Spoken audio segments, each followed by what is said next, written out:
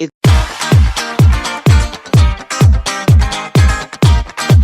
Welcome to the Gold Newsletter Podcast, your bank of knowledge of investments, economics, and geopolitics.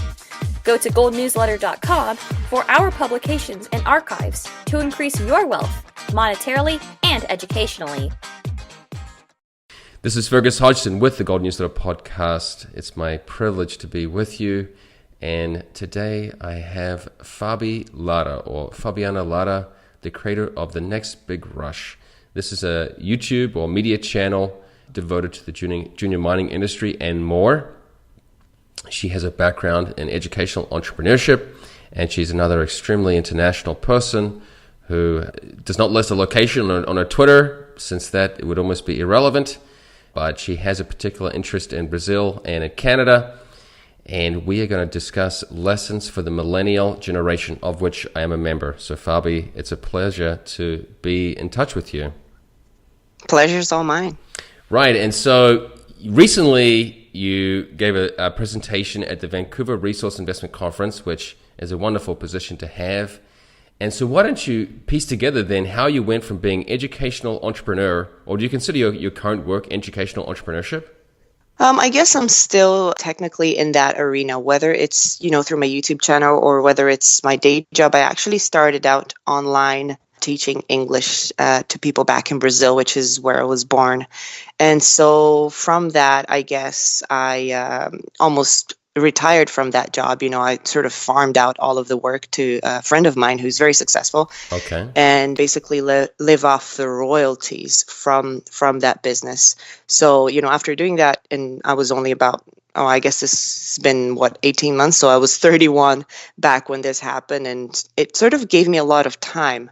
I do still consider myself, in that sort of sector, because what I do in my YouTube channel, which for now is basically a hobby that's become very successful, is I do try to teach people what I'm learning while I'm learning how to invest. And so every time that I see something that I'm learning in this industry, I switch on the camera and I start to talk about my own experience, and people have found that very refreshing, very open and honest. So I guess, it's still very educational. That's great. Yeah. So the Next Big Rush, it has 4,652 subscribers. I'll say that I was the 4,652nd on that list. So I just subscribed.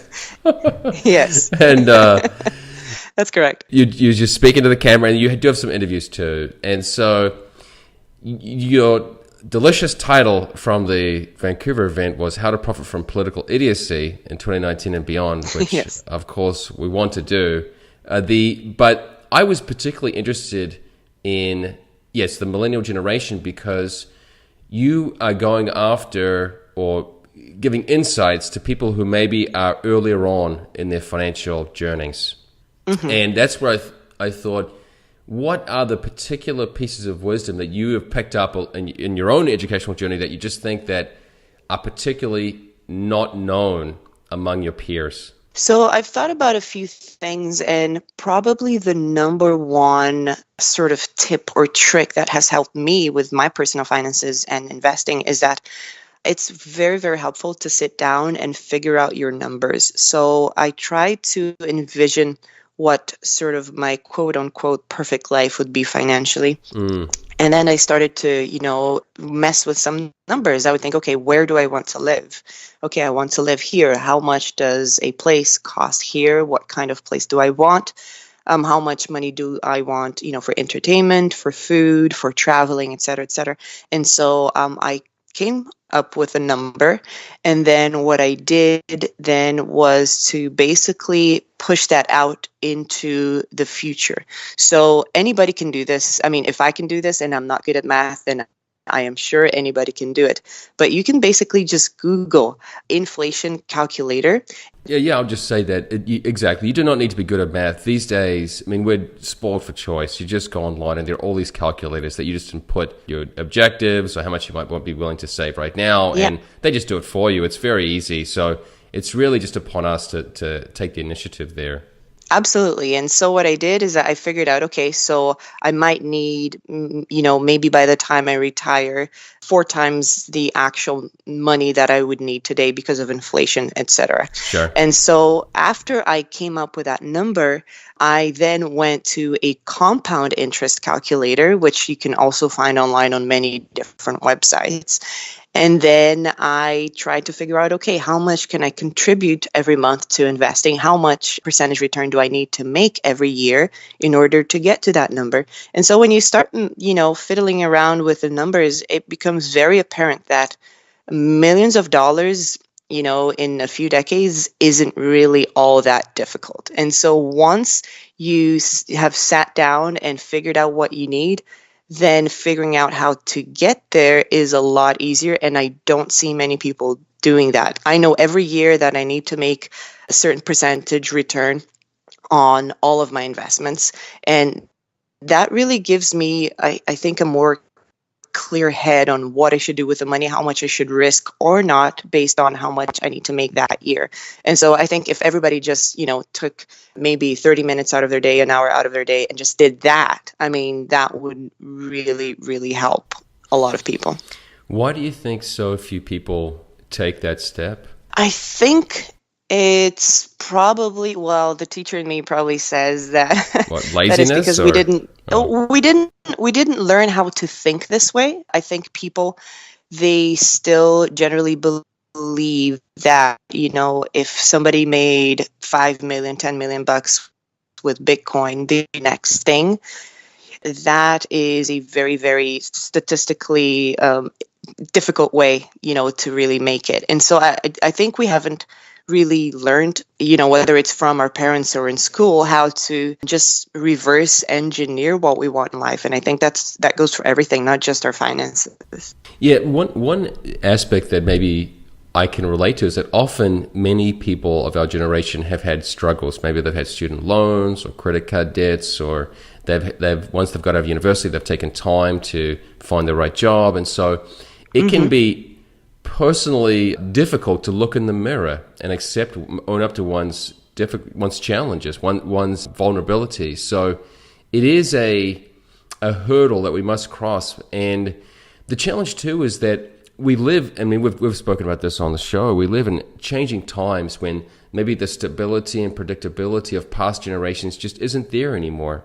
And so we have to learn to basically accept and thrive in a faster changing and maybe more volatile environment. I mean, you've done this. I mean, you're living now in Portugal, and so Yes. you've just had to adapt on an ongoing basis. Absolutely. And I was lucky to be raised in a way that, my family moved a lot. And so from that, comes, I guess, a different way of seeing the world, which I believe can be very helpful, when you're choosing your investments. One other thing that I wanted to say was that, once you do sit down and figure out your math, you might find out that yes, it's okay to be conservative and think about, paying off your debt and, just sticking to, I don't know, maybe an S&P 500, or maybe not right now. I wouldn't advise that. But, there is also a lot of room for people who are young to just take more risk. And even just regarding risk, even start to study about, risk versus reward and how much you should risk, how much you can risk in order to make the return that you need. I see a lot of people just not studying, say, like resource stocks because they see them as risky, but they don't see the stocks that are really not risky within that sector and the potential that they bring. And so I think in every sector, in every industry, there is a lot of unrealized potential, and just learning about, how much money you're risking to how much money you could make from a trade or an investment is a great way of starting. And you know what? I always say to people, I'm still young enough that I can lose a lot of money and make it all back. When you're 60, when you're 70, you don't have that luxury. So if I'm going to learn, and the price of admission for this industry is to lose some money, obviously not blow up your account, but to lose some money, then, it's the right time in your life to make that decision. Every month, for nearly 50 years, Gold Newsletter has unearthed high-potential investment opportunities in metals and mining stocks that mainstream investors didn't even know existed. The value and profit potential we pack into each and every issue of Gold Newsletter make it an absolute steal at just $198 per year. Your subscription includes 2 special reports, Money Multipliers, resource stocks poised to triple, and The Investor's Guide to Gold and Silver. To subscribe, visit www.goldnewsletter.com and click subscribe now to discover how to multiply your returns in today's gold bull market. That's a really interesting point. There's a famous book, which maybe you're familiar with, Where Are the Customers' Yachts? And I do not know that. This basically, Fred Schwed, it's written 75 years ago, but basically there is, I think it's in New York, and someone is admiring all these lovely yachts, and they're owned by stockbrokers and big businessmen. And someone asks, what about the customers, the people who are buying the stocks? Where are they? And it was just an interesting note that you want to be on the other side of the table often. You want to be the entrepreneur, the leader, rather than someone who's following downstream. So I see that too. And Rick Rule, a man who's been on the show and I assume you're familiar with, has made he mentioned to younger people that really if you want to become independently wealthy, it is through your own business. That is where you can get the greatest return. And you've demonstrated this through your language instruction operation. Yeah, no, that's the way to go. And again, I think some people make the mistake of saying, well, I am not a business person. I'm not, a naturally born salesperson or entrepreneur. But the thing is, I think humanity has entrepreneurship, within its DNA. I think we all have certain abilities that, have everything to do with, being self-sufficient and delivering more value than what you're charging. And so just the entrepreneurial spirit and that way of thinking can really not just maybe launch a new career, but help people in their jobs. I used to have an employee that was basically just given a new opportunity, within the sales department. And she was somehow inspired, to just take responsibility for the project. And she actually became a business partner of mine, through that. And so you don't have to go out on your own, and you don't have to, all of a sudden take out a loan and start a business from scratch in an industry you know nothing about. There are ways of doing this, but yet having your own business is most definitely the best way to to get to where you want to financially. I would agree with that 100%. Yeah, and one, I'm not sure whether it's a critique, but a question people might pose to you is that you are making this channel and these videos, The Next Rush, after you've had some success in business. So how important was the success before relative to the insights you're finding now on an ongoing basis? Well, I usually don't get that question because of the way that I present the content, because what I usually do is, so a lot of the videos that I make are about opportunities that I got into that look better than when I got into them. So you see a lot of my videos is like, yeah, okay, I bought this stock at $1 and it's now 70 cents. And this is why I think it's, still great and I'm buying more of it. And so really, I think in investing, timing is absolutely everything. And I try to, as much as possible, present people with an opportunity that's better than what I got. And so I don't usually get that response. And being in business, I don't think has, given me such a huge upper hand when it comes to choosing my investments. And investing is, a similar animal, but it's different enough that it will get you, it's tricky, it will get you confused at times. And especially say in the junior gold mining sector, there's just so many different companies. There's so many different stories. There are different jurisdictions. And so I think there's a little bit for everybody in there. Right. And so, so right now you've said, figure out your own numbers, do your own homework as to what your objectives are, which I think is a wonderful starting point. And then you said, learn how to handle risk, particularly because at a younger age, we have the capacity maybe to shoulder more risk. Yep. As opposed to later when we just cannot afford to lose so much. Was there any other final point you had in mind? Yes, something that I've been sort of dedicating myself to more now than I did before is that understanding, and maybe for our generation, accepting that it's whatever you're going to do is always a people business.